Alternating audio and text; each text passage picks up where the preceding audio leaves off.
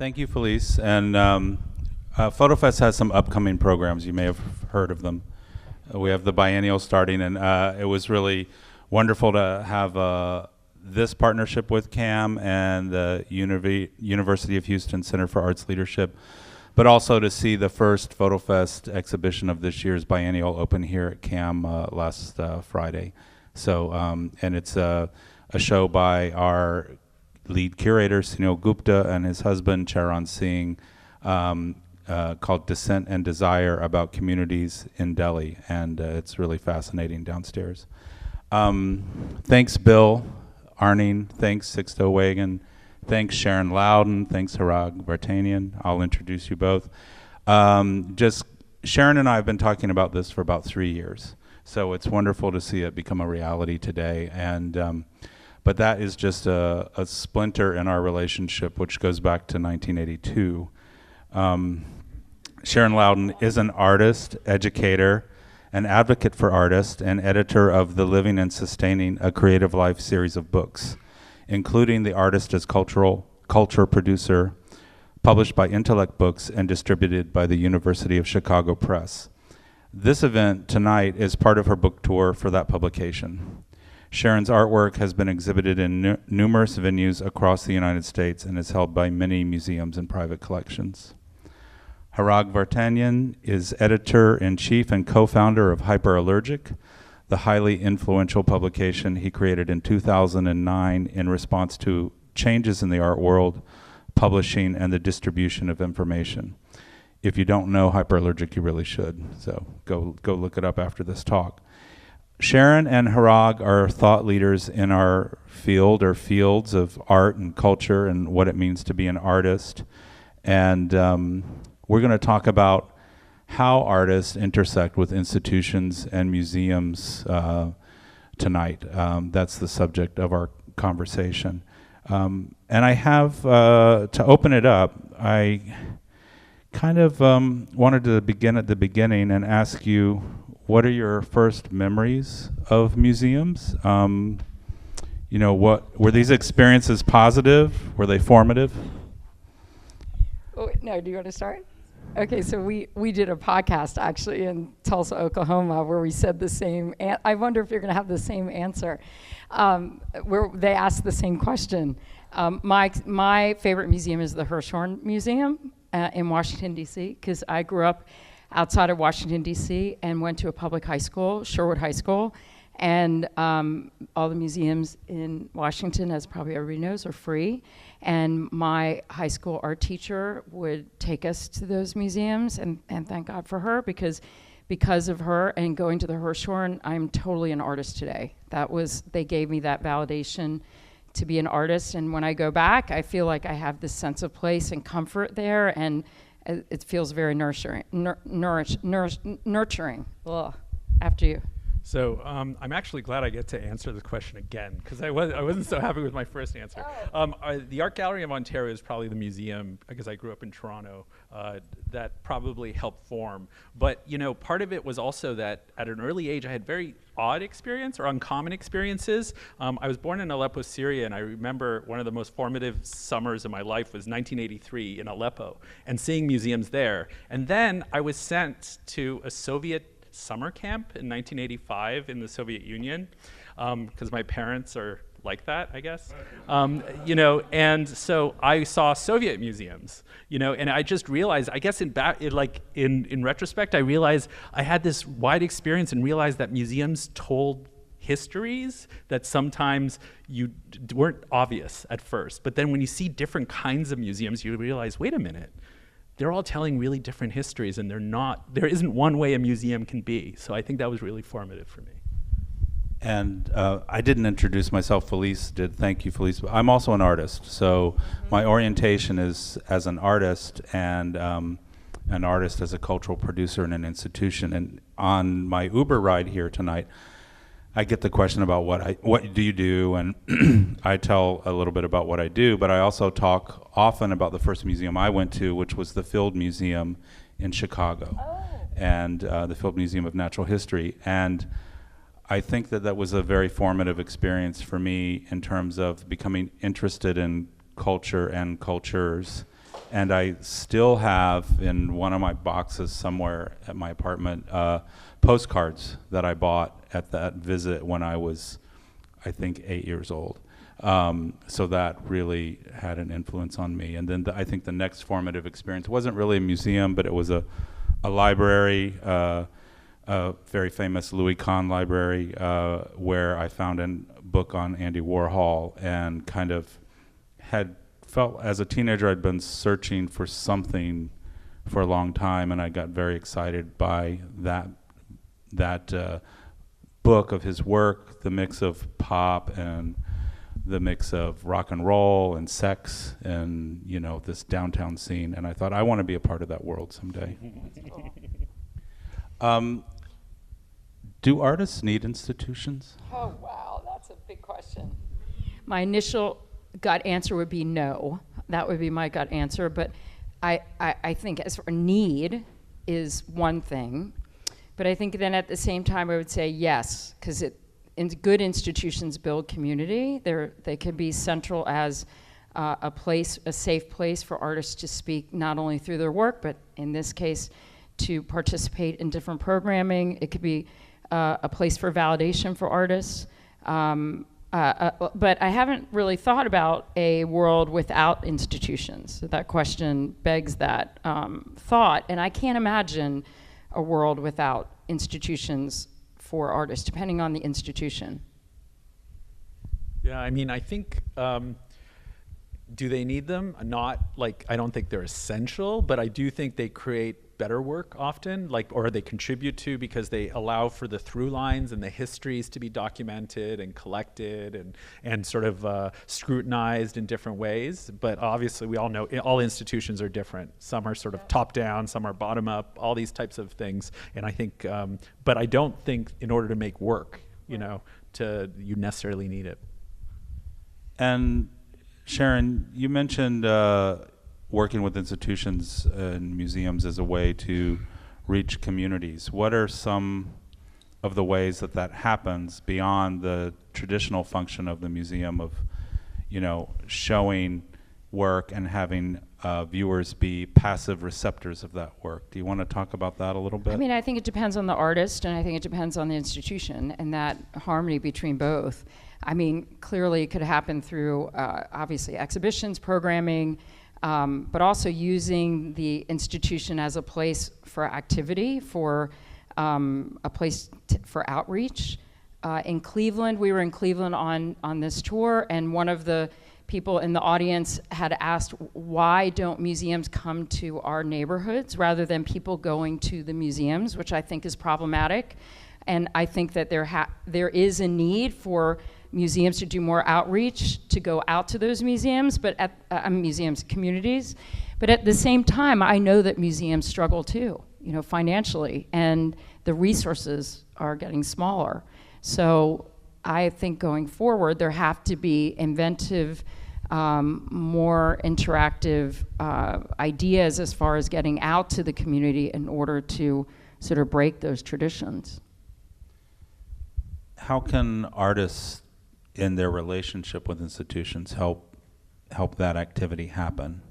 I mean, what about artist residencies in museums? Do you want to answer that? Do you mean in terms of like what they should be asking for, or?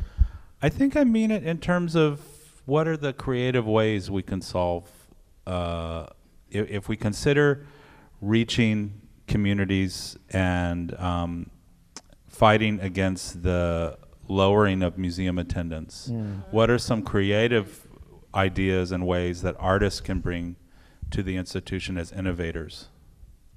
Well, I think first of all is demanding certain things or asking for certain things, I think is a good way to start in terms of like being able to say, well, I would like my work shown in this context, or I'd like an outreach to this community. And I think most museums are pretty open to it, but I think it has to come from someone that says, would you mind, I would like to include this community in my project. Let's do some outreach, which, you know, takes a lot of really boring meetings and might take a lot of really boring city community board meetings or whatever, and it's not easy work, but it does, I think, really, like, it results in a community feeling like, oh, someone's actually listening. And I think when somebody feels like they're listening to you, you already feel a connection to them.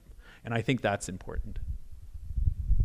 I think you're right. The artist has to know what they want and need when they come to the institution to say, this is what I think that we can do to include the community, but also the museum does too. But on the panel that you served on in New York about museums, and there was a part where, and I've forgotten the name of the moderator, who said Arnold, right, Lehman, yeah. Arnold Lehman, right? And he had talked about that, and everybody agreed that education programs are far more popular as far as the departments versus curatorial. Not popular, but I think there's a thinking that's sort of emerging. A lot of people feel that education departments in museums are often the most progressive and often the most able actually to reflect, to like reach out. Like, for instance, at the Metropolitan Museum, there was the Me Too protest around the Rugabir Singh show, which I hear is coming across the street soon. And during that protest, it was amazing that it was the education department that kind of led the response in a lot of ways, because they're ready. They're already listening to the community in a way. So I think it's really interesting that that's often where a lot of that energy, and a lot of artists tell me, and actually it's amazing, like Puebla Helguera is at MoMA's education department. There are a lot of really awesome artists that work in education departments in museums. I think also it's like, what is the role of a museum today? Really? I mean, what's the role of a museum today? And then how many museums have artists on their boards to be able to contribute to that as well? That's very important.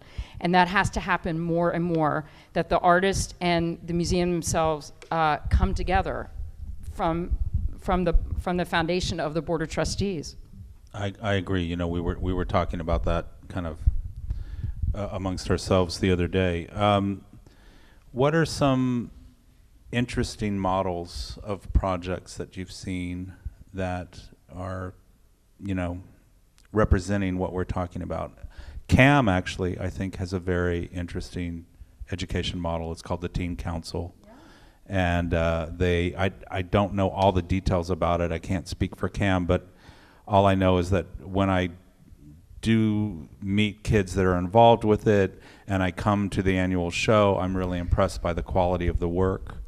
We talked about museums and institutions getting out to the public, and you know, there's talk about opening satellite museums, but in some ways, many learning programs like the Literacy Through Photography learning program at FotoFest, we're in 90 classrooms this semester. We're all over the city. We're not just concentrated in one location in the city. So while we don't have a satellite gallery in Katy, we're actually in schools in Katy, and we're in schools all around. So are there other, I mean, I think the Rugabir Singh example is very good. Are there other programs that you're familiar with or that you've encountered, or artist projects that you could share with us? Well, I mean, I'm going to use a big institution example, MoMA. They actually, a lot of people don't know, but they have a program where they bring in LGBTQ youth into the museum to sort of like as a social space, and they sort of like just hang out, and they even have events there, and they do little things. I mean, it's not a huge group, but I mean, they have definitely dozens of kids that show up every week when they have the program on, and that's great because these are kids who are going to show up in the space and be like, oh, I can hang out here. This isn't just a place to venerate something on a wall, you know. And I mean, that's pretty, I think that will definitely sort of have an impact. You know, my head's still in Tulsa, so I'm thinking about Scott Stuhlen. And Scott Stuhlen is the new director of the Philbrook Museum, and he has an exhibition up right now by this artist named Andy Doucette, and he purposely wanted, as the first exhibition as the new director, to break the tradition of the Philbrook, which has been very traditional, and make it more community outreach. So one of the things he did was he went, and correct me if I'm wrong, help me with this, where he went to different homes and got lamps from different homes of different people in Tulsa to use in an exhibition. So he actually physically took objects in order to bring them into the exhibition. That's just one part of an exhibition he did. But they also have a new space downtown where they're bringing in musicians and other art forms as cross-disciplinary cross-disciplinary programming with visual arts. So I think that that's very exciting, and how he's physically using or bringing in the community in a different way. Very good. When you were talking about access for these LGBTQ youth, I was also thinking that program I mentioned that FotoFest does, Literacy Through Photography. We work with an organization in town called Angela House, which is a halfway house for formerly incarcerated women to reintroduce them back into society. And through that, they access our curricula, but we also take them to museum visits around town. And I remember hearing back from the learning program director. They took the group to the Museum of Fine Arts, and it was the first time this woman had been in a museum. And you know, she's in her 30s, and her comment was, "I didn't understand that this could be for me." So I think it's also about breaking down those barriers and being very proactive in doing that, and artists doing that. I love that example from Tulsa. Can I just say something else? I also think that museums should choose different people that they show. So a lot of museums just do the trend, the most popular artists, but let's start choosing artists who are generous, who actually have that, I don't want to say skill, but they have the consciousness to go out into the community. They're aware of what bringing community in, like bring in artists who can actually do that. And I'm not just talking about social practitioners. I'm talking about people just naturally, artists who are generous. And from the 99%, I mean, let's bring in working artists and not just the people that we hear or see over and over and over again. I think that that's a huge problem. And that just brings different audiences to the museum through the artist. And I also think that maybe if ways that museums could sort of represent the whole artist, meaning like not just the artwork. Like sometimes there's so many great artists that necessarily their work may not be overtly political or something, but they're doing other projects. And they're like, how can a museum sort of embrace an artist holistically? And I think that would definitely be something that could benefit long term. Absolutely. And I think, you know, we were talking a lot about education and learning programs. I think getting the artists involved with those programs is a very productive way to do that. And artists love that, you know. Well, that's my experience. But I mean, so I'm an artist, obviously, and these books are bringing artist stories forward, and I'm an advocate for artists, but I'm also critical of our community, because some artists don't do that. You know, some artists are narcissistic, and they don't know that they're narcissistic. I mean, they don't know also how to connect to community. So I think in choosing an artist, not just their work, but who they are and what they've done and how they can make that bridge to the museum. So that's what I would say, and that would be to curatorial. Yes, and I think that you mentioned the word generosity. I think generosity is actually a way of life. And that what I've always found is when I'm personally generous, or when the institution that I'm working with is generous, it pays me back so many more times over than anything. Yeah. It's actually a very beautiful moment. What are the ways that museums and institutions can engage artists so that the artists love the institution, the artists act as an ambassador for the institution? And this, I want to talk about the whole thing. I want to talk about from employing an artist as an art handler to giving someone a show. And you know, are there any stories in that book, in either one of those books, about those things? I gotta think now. You are here to think. Yes. Yeah, but we only have a little bit of time. I mean, gosh, I think of people like Edgar Aspinall. He pops in my head right away. Does everybody know Edgar's work? He's from Los Angeles. He does so many different forms of art making, including drawing, performance. He just directed a play with Ben Vereen that he created. He also established a nonprofit organization called the Watts House Project, which was temporary, but he made it into a nonprofit and then it formed into another kind of organization. And the story of that whole project's in there. Yep, story of that is in there. Thanks for reminding me. And then he also shows with Suzanne Veldmetter in a gallery in Los Angeles, and he also teaches at USC, so he does everything.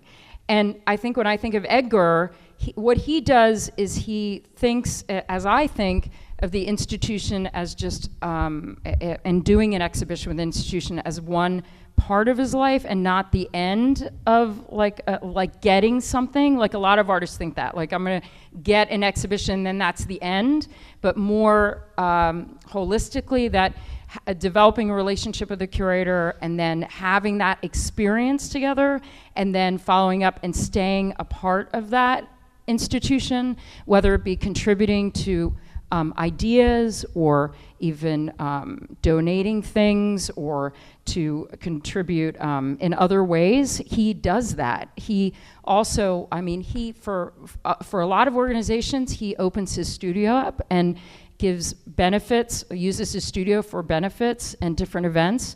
So I think that that's a wonderful thing, but it comes from the relationship between him and the curator and the institution as collaborators. Can we just set with her answer? What, do you want to add anything? Because you know no, Edgar. I think that was great. Okay. Well,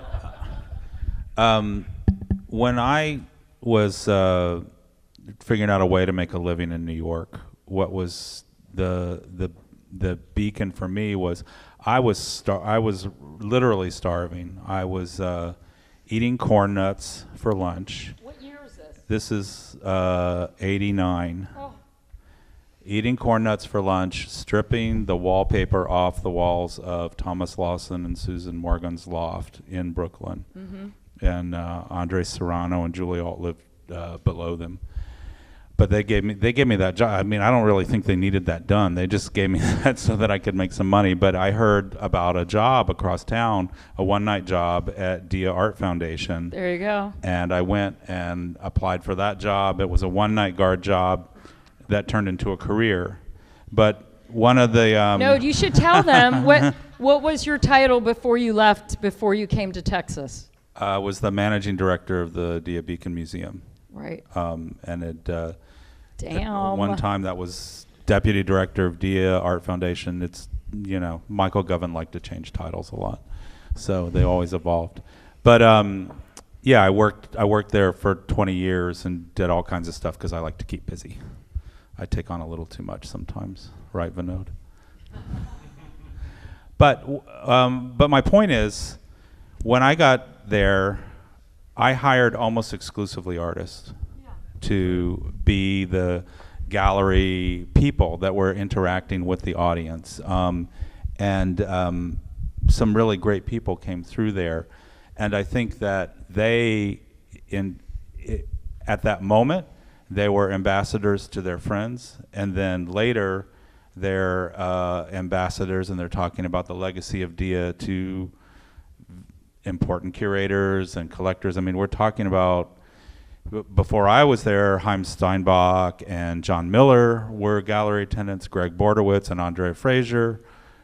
I hired Wade Guyton, Meredith Sparks, and Lucky de Bellevue, and many, many more people that some you know and some you don't. But I think that also keeps that creative energy very close. It can be a little hard to manage sometimes. You know, artists have their own ideas about the way things should go, but I think very basic things like hiring artists can have that effect. I also think museums embracing things like wage. Do you want to talk about wage? And yeah, okay. Explain well, I mean, what I'll just that also is. add, I just want to add one thing now I have something to say. I think it's also kind of important, though, as much as it is to hire artists and everything, it's also to make sure that you're hiring and sort of addressing a wide range of artists. Yeah. And I think it's like sometimes they really do become bubbles, you know, and I think that Sure. can become really a bubble, which may have served the art community better in 40, 50 years ago, but I think now it's sort of like we're much more outward facing and much bigger, and I think we have to sort of represent that. So that's, but what was the second question? Wage, right. The Wage is an organization, Wage for Work, that is trying to get all nonprofits, art nonprofits, to actually agree to pay artists and to pay fees for exhibitions and other things that are dependent on the budgets of the institutions. And believe it or not, their research showed, and when I say there, it makes it sound like a huge organization, but it's really run mostly by one person, believe it or not, who does it for like no money. And she discovered in the research they did was that the wealthier an institution, the less they tended to pay, believe it or not. So, so institutions that are small tend to actually pay artists exhibition fees and speaker fees and all these types of things. And then all of a sudden you go to MoMA and the Met and no one's getting paid. You know what I mean? And you're like, how does this even make sense? But that's what they did. So this is like have an expectation saying you're going to have an exhibition, you should at least get, let's say, I don't know, whatever. Or if you speak at an event, you should at least get this kind of fee. And I mean, they're not like exorbitant fees. They're just sort of like as a way to say, okay, your work matters. Here's something for like, your time. But can I add to that? Can you talk about sanctuary museums too? Oh, that's another project actually that's starting. I think it's starting to gain a little bit of steam, but I think there are a lot of, unfortunately, obstacles and challenges still to the sanctuary movement. I don't know. How many of you know what the sanctuary movement is? A little bit? Okay, sanctuary movement is part of it's to give sanctuary particularly to undocumented or people that might be threatened by law enforcement, particularly ICE. Many of you maybe have heard of that sort of paramilitary, practically police force, but yes. But the problem is a lot of these institutions are very concerned about signing on even when they are because of state laws, federal funding. So even places that are sanctuary cities, until they have a city government that will say, you're fine, you can do this. So what they're trying to do is create sanctuary in art institutions, which means there are 4 levels of sanctuary. The first meaning just purely like informational and an institution saying, we are not going to reveal the immigration status of our employees. Sounds pretty basic, but let me tell you, most institutions won't do that. And will not reveal it for the simple until there's like some sort of legal reason to, right? And in which case they will reveal it, but they're not going to reveal it initially. Second is just an information center so people can come and get information about sanctuary and what it means and the immigration laws. Second is short-term sanctuary, which means that, say, LGBTQ youth that might be targeted by local police forces might want to come to an art institution or a museum that will allow them to stay there and not allow the police to sort of come in and arrest them or something, or harass them. Or like, when it comes to ICE, a lot of undocumented people need a place to sort of temporarily go until ICE leaves the neighborhood. And then the fourth kind of sanctuary, which only right now some religious institutions do offer and do this, which is long-term sanctuary, which is sometimes when someone who's undocumented, who's having problems and the police are trying to go after them, they can actually go and hide there. And those institutions tend not to reveal, obviously, for obvious reasons, but it is also another way of offering. And I think this is a new way that institutions are saying, look, we care about the whole community. We don't just care about our donors, and we don't just care about the artists. So this is also a way of signaling to them, saying everyone's welcome. That's really remarkable. We've talked a lot, and I've made you rack your brains about things we can be doing, ways we can work together. And I wanted to just take a moment before we take questions to consider, what are some things that we need to leave in the past? What are some relationships between museums and artists and audience or myths that we need to dispel and move on from? Do you have any thoughts about that? No, you start. No way. You have to talk about starving artists, the starving artist thing. I mean, I could go on for hours. I need a drink with that too. The myth that there's no such thing. I know that you said you were starving before, in 1989, but I don't think that artists... I have recovered.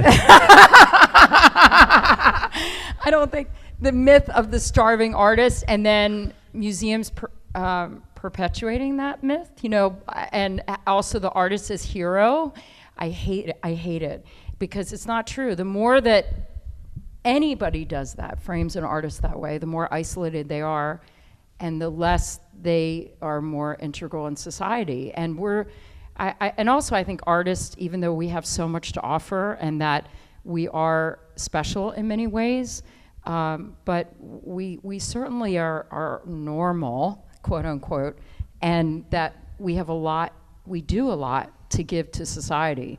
I sort of would love to have more transparency in the art world, and definitely transparency in the museum world, to be able, or through museums and galleries, so that there's more access. And I would like that to happen more. Oftentimes museums think of themselves as so holy and bigger than everybody else, and they're important, but they also need artists.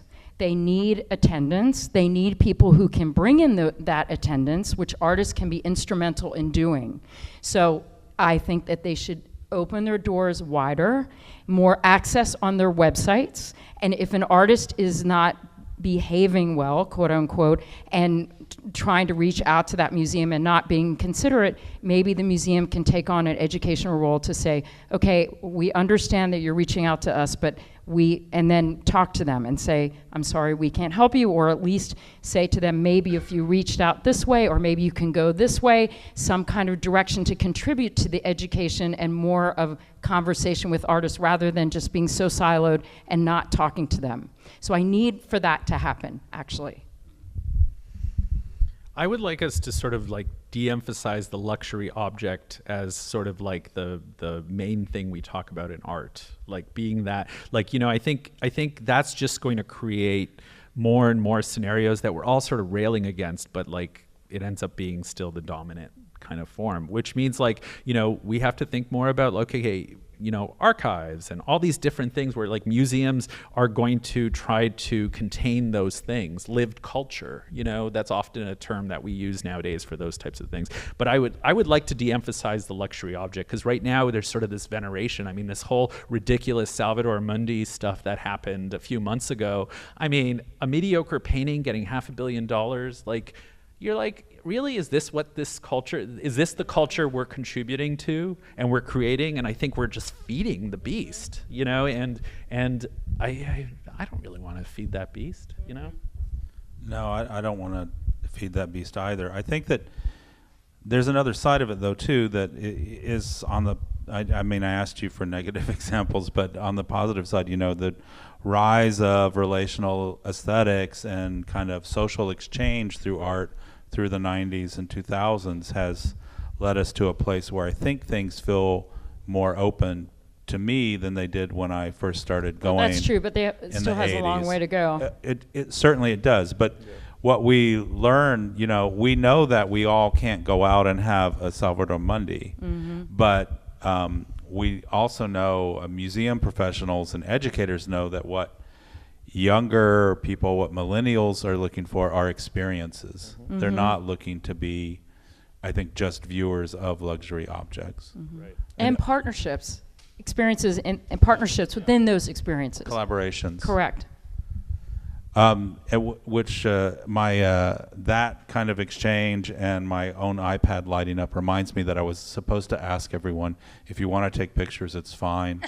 And hashtag it, live sustain, and @cam and FotoFest if you want. I don't know what the U of H center is, but that's okay. I think that we want to be able to engage with the audience. So I think this would be a good time, if anyone has questions, to step to the middle microphone and ask Hrag, ask Sharon, even myself, a question.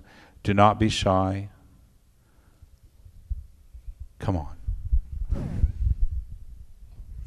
Do you want to keep talking and then they can No, interrupt us? I'm gonna wait in silence. Okay. Can we ask them how they want institutions to change? Hi. Hi. I came to your talk yesterday, which I found really interesting. This one is great too. I was wondering, yesterday you talked a little bit more about the commercial institutions, and I'm not sure if that falls within the topic tonight, but I was wondering, should there, or do you think there should be a responsibility for commercial institutions selling art to also give back to society. I see commercial galleries that sell artists that have I saw a show by Joseph Beuys, and they sell for millions now, and he was a very social artist.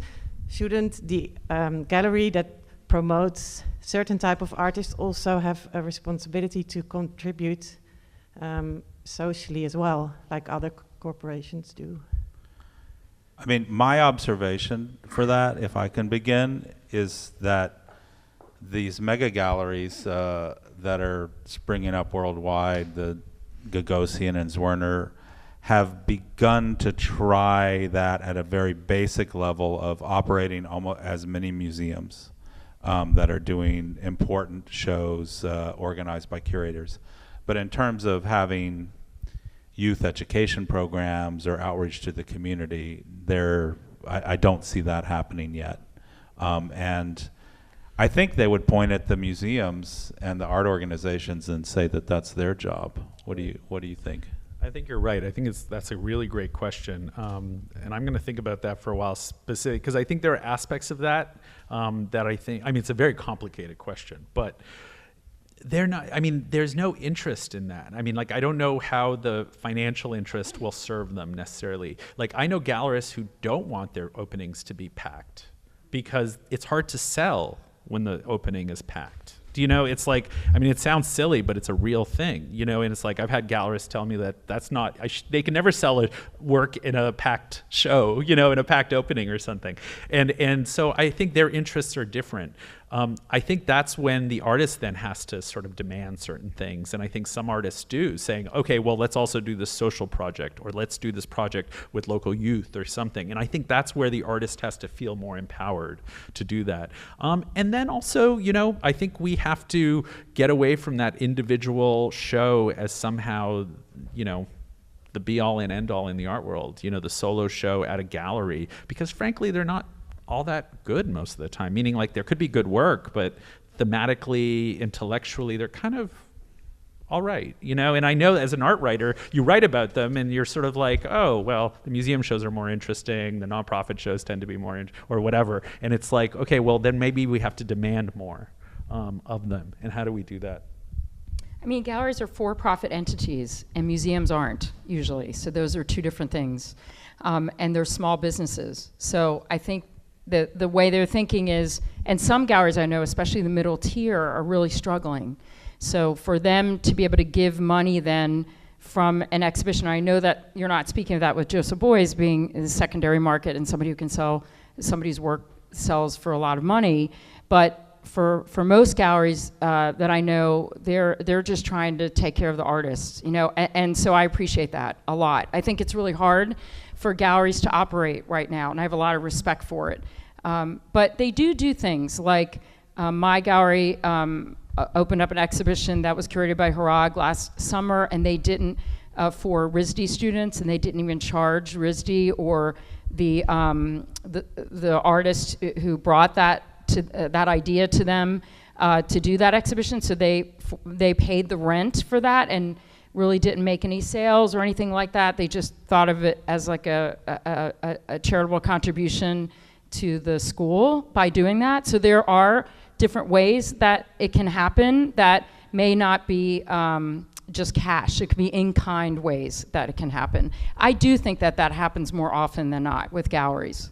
Yeah, I think we forget about it. I mean, there's things like postcards from the Edge at a visual aids benefit that's happened in a commercial gallery in New York for the last at least decade. It's the space that they're giving over as an in-kind donation. So that's actually more common than not. I'm going to push back one thing, though. I don't think we should create a binary between for-profit and non-profit, because I think, like galleries, I think it's blurred. Like between the gallery and the museum, often that's blurred too, because who's paying for the shows, who's paying for the transportation, who are the art, you know, these are all relationships that, you may not as a viewer always see it, but sometimes you're like, when during that what was it, like years ago, that one great drawing William Powhida did about the new museum, where he sort of like all of a sudden showed that the new museum was showing a lot of artists from one gallery. And why was that? Oh, wait. Walker did that too for a while. Walker, and you're like, all of a sudden, you may not realize that, but those of us who watch closely were like, why do they keep showing that one? And I think in that case, one of the curators was married to an artist represented at that gallery. And I mean, I don't know if that's a direct relationship, but you're just wondering, you're like, what are these relationships that we're not seeing that have formed? So I don't want to create that binary either, because nonprofits are often still used by the same people, for different goals or different missions or whatever. True. But we can, I think, for me coming at it from the institutional hat that I wear much of the time, there's a lot that museums and nonprofits can learn from for-profit entities, and we're often encouraged by our boards to be more entrepreneurial.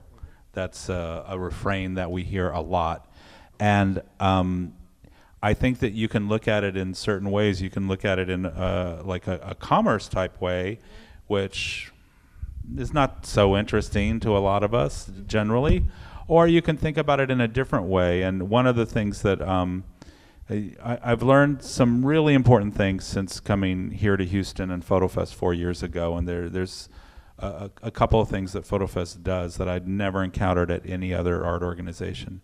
But one of them is that when we bring artists from different places for, say, our International Discovery Show, we call all the curators in town, and we call galleries that we think will be interested in their work, and we get them over to the space to see the work.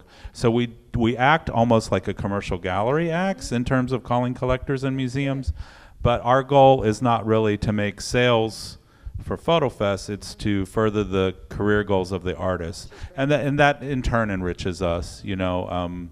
We do something that I know that you have very strong feelings about. We conduct a benefit auction. I have strong feelings. I know you do. I know you do. And we work only with artists that we've worked with in the past. That's a good start. So, but I know. So We we're could have a old whole friends, hour but about that. yeah, we could. We could have a whole hour about that. I thought I was loud enough anyway to exclaim my yes, hello, sorry. But it's what Everyone's for here, you know. though. Thank you. I know your feelings, and I'd like you to share them with the audience. But I'd also like to say that for us, it's a way that those artists give back to us in ways that we've helped further their professional development. Okay, that's fair enough. But the benefit auction, usually the traditional model, in short, is problematic in that artists give a piece of artwork, right, that they've made. They give it to the museum or whatever nonprofit institution. And oftentimes they don't know the name of the artist, collector who's buying the work. Rather, they don't, sometimes if the work doesn't sell, the institution holds on to it for another sale, which I find to be problematic. And then sometimes the artist, if the work does sell, the collector, which happened to me, would take that work and flip it at auction. And that's really, really difficult, I think, for the artist. And then the artist doesn't get anything out of it. We can't even get a tax write-off from the materials. We can't get anything from it except this idea that a lot of people think that artists, well, it's a good thing to do, it's the right thing to do. Screw that. We can give to in other ways. I don't believe that at all. I think that there should be, if there's going to be participation with everyone, the artist should know who the name of the collector is. Absolutely. There are that buys the work. There are best practices that you've got to observe. Minimum, a minimum donation, or a minimum price that the piece should be sold for. At least some kind of presence on a website, even a publication. If the work doesn't sell, the artist gets it back. The institution should pay for shipping back and forth. And oftentimes when the person who buys the work knows that the artist knows their name, they won't flip it at auction, which is good. So I just think that those measures have to be in place, but also there are museums who are doing the right thing too, who are not using artist work anymore. They're using experiences, or they're asking chefs from restaurants to give free dinners, and those raise a lot more money than the artwork does by young emerging artists oftentimes. So there are different models.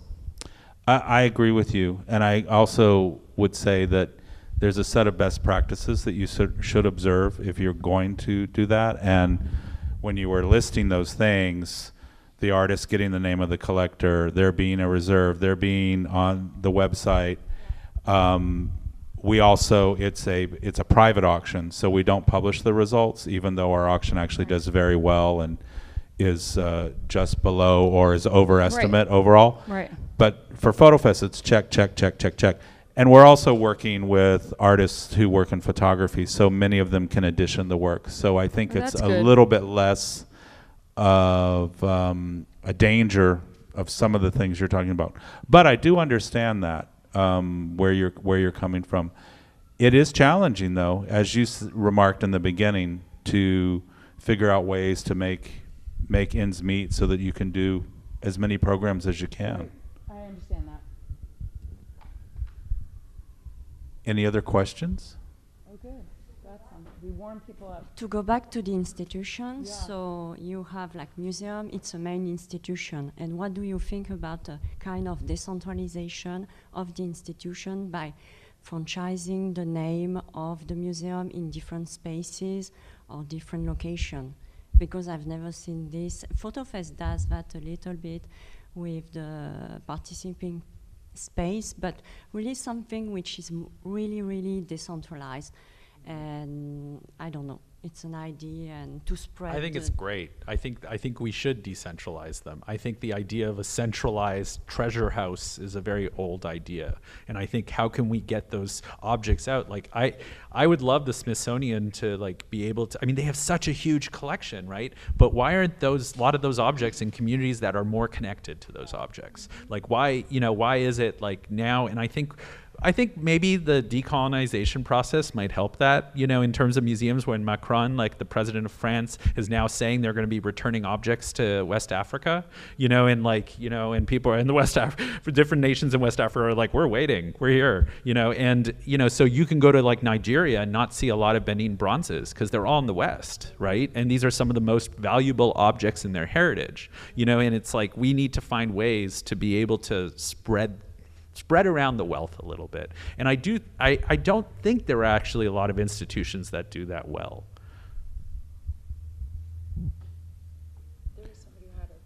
Yeah, please come up. Hi. I have two questions. So the first part is coming from the perspective of somebody who's just graduated from grad school. And I think what I'm trying to inquire about is the aspirational nature of museum shows, and then combining that with the idea of trends. So from what I know, a lot of museum programming happens years in advance, right? I don't know if that's true for all, but for most.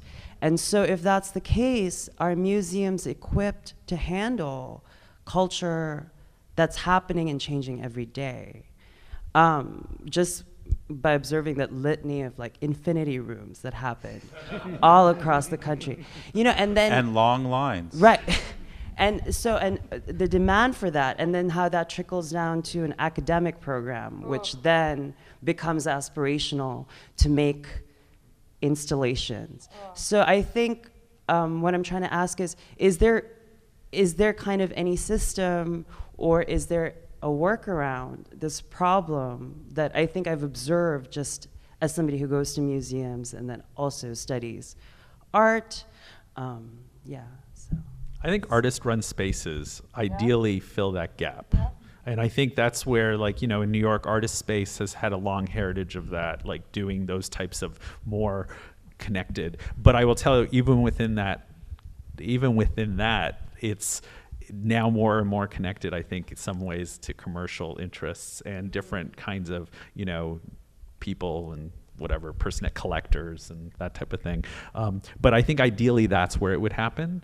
The other thing is I think we should create more relationships with places like libraries. And I think libraries sometimes are some of the best places, or academic institutions. Academic museums ideally should be able to respond better to those things. Though I do see some museums do seem to be able to adjust. Like maybe they won't give like the main exhibition hall, you know, to a show that's like, but they might have a project room that's a lot more flexible now. Or they do programming. So programming, again, the education and the other departments are the ones doing that work, you know, sometimes, because they can change quickly and they have spaces that are flexible, and every night may not be programmed, right? So you can like insert a program. I think that's the best way to do it. But then the other thing is things like open studios and the fact that people can put events together really quickly, and you know, and it's just in somebody's studio and just create it. And let me tell you, most art writers I know will go, like, because I'm bringing that up just because I think sometimes that's the way to publicize your idea.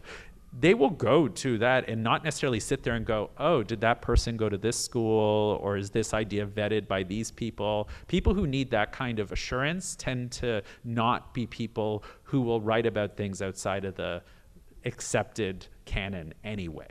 Do you know what I mean? But a lot of writers will, do you know, as an example. But I think your aspiration to the museum, that bothers me a little bit.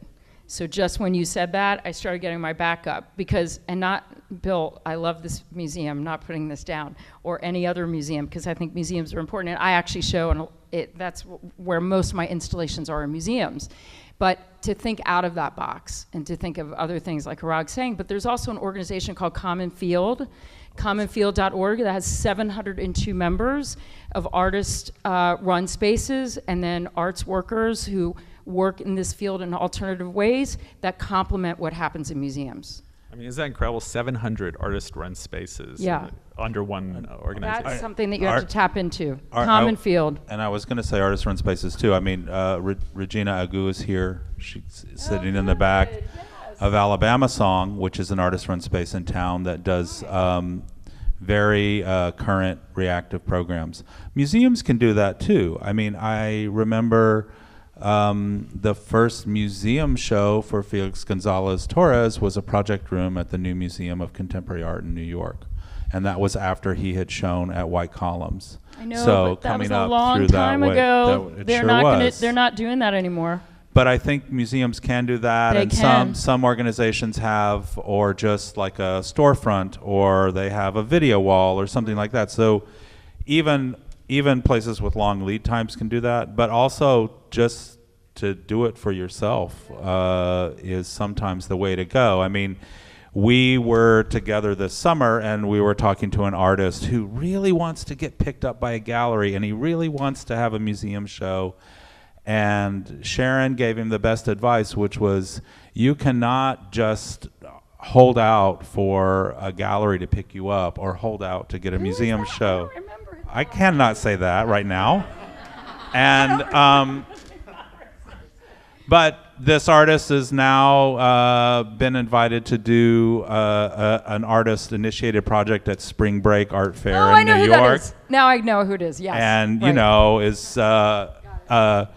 perhaps gonna, he's in line to possibly get a public commission in New York City. Right. And it works. You can do that. And I'll also say, I've been making what I think is pretty mature work since around 1986. My first solo museum show will be in 2019. So sometimes it takes a while. Well, I mean, a good example is Jack Whitten, right? He yeah, he had a solo absolutely. show at the Whitney in 1970. It didn't really go anywhere because of, well, other factors obviously too. But I mean, but that's an example. So the museum show does not become the be-all and end-all. It's just one step in a bigger journey. Well, I think we have time for one more. Somebody. Come on up. Yes. Oh, there she is. Hi. We got to hang out earlier. It's great.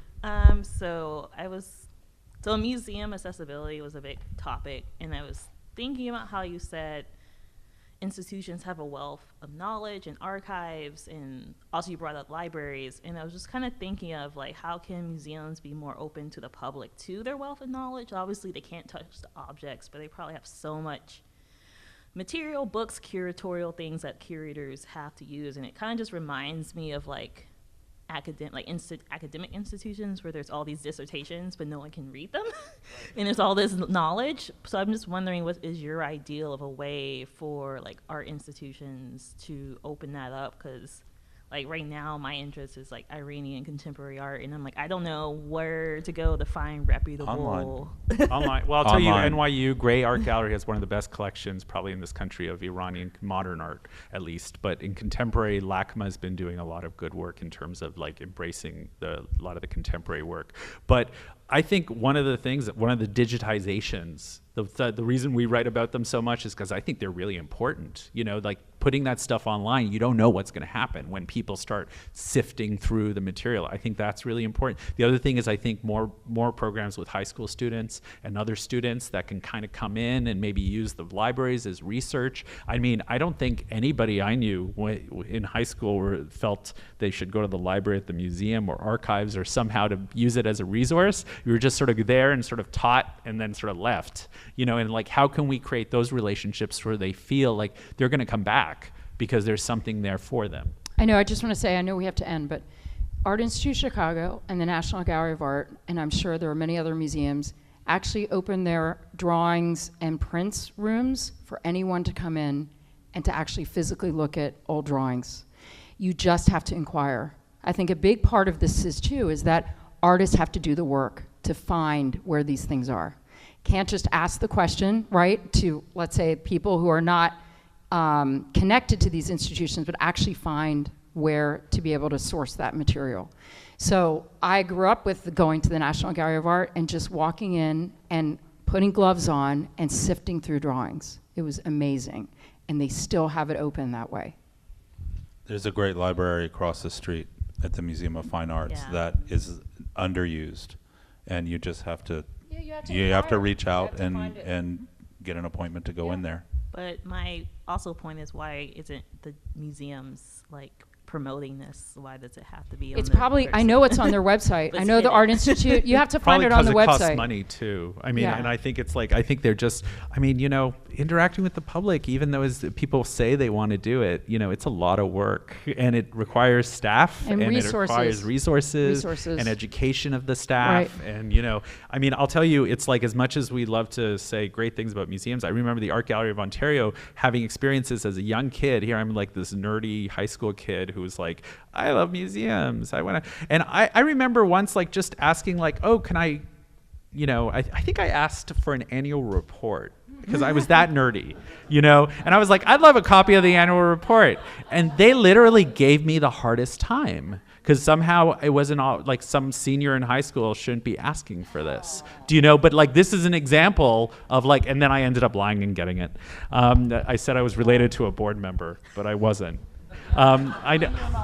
In my mind I was, maybe, I don't know. But that was an example. So as much as institutions say that, oh, anyone can ask, so sometimes it's like you just have to demand. And I think in retrospect I was like, oh, I wish I just demanded and be like, why can't I get one? Do you know? But I was embarrassed, right? Thank you. Thank you. Well,